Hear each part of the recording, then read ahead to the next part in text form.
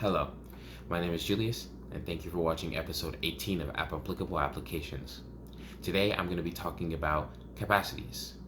Now, last episode I mentioned that Anytype was a mixture of Obsidian and Notion, two of the most popular note-taking apps.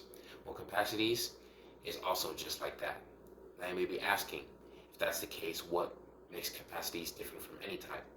The difference is that while Anytype had all your information stored locally, Capacity has all your information stored in the cloud, which helps to streamline and enhance the way you interact with your information. Now, Capacities, just like Obsidian and Anytype, doesn't use folders.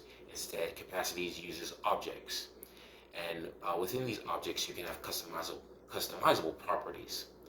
An example would be you can have spaces for people, books, meetings, or specific fields for like email addresses or meeting dates, which allows you to structure your information a little bit better. And also, you have the ability to link different notes, just like Anytype or Obsidian. But the difference is you can use mentions. So you can have a piece of text that links back or links to a page that gives you a more descriptive list of information. And this helps to build a web of interconnected information, which helps to organize your notes a bit better, and also comes with a personal knowledge graph, or a web that shows you how all your notes are connected. Now, not only that, you get a bunch of customizable ways to view your notes, from tables, lists, galleries, and different page layouts, which allow you to detail your notes more specifically for what they would need to be.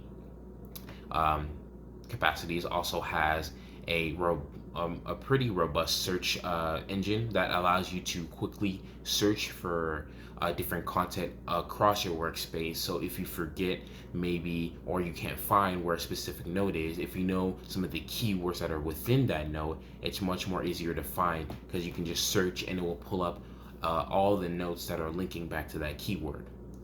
Um, Capacities has contextualized links, and this helps you to understand the relationships between all your notes by cross-referencing each items.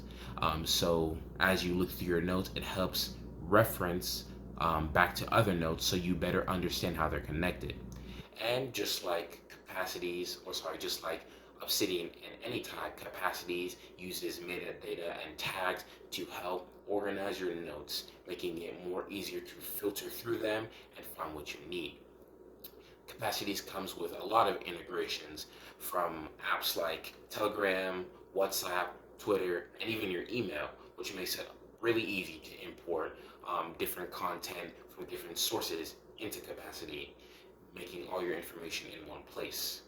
And they also have an integration with Hookmark, to improve how your applications are connected with each other. Capacities also comes with an AI assistant that can help you interact with your notes. So, like how you would go to ChatGPT and ask it to maybe summarize a paragraph for you or explain it for you, Capacities AI, what it does is it uses ChatGPT, and it allows ChatGPT to read through your notes so that it can help summarize your notes for you, or give you bullet points, or make it easier to read for you in a quick situation. And like I mentioned before, Capacities, even though it's cloud-based, they all do have offline access for all devices: Mac, Windows, Linux, and mobile, which ensures that you can access all your notes even though all your notes are stored in the cloud, by allowing you to store and download those notes on your said device, allowing for offline access.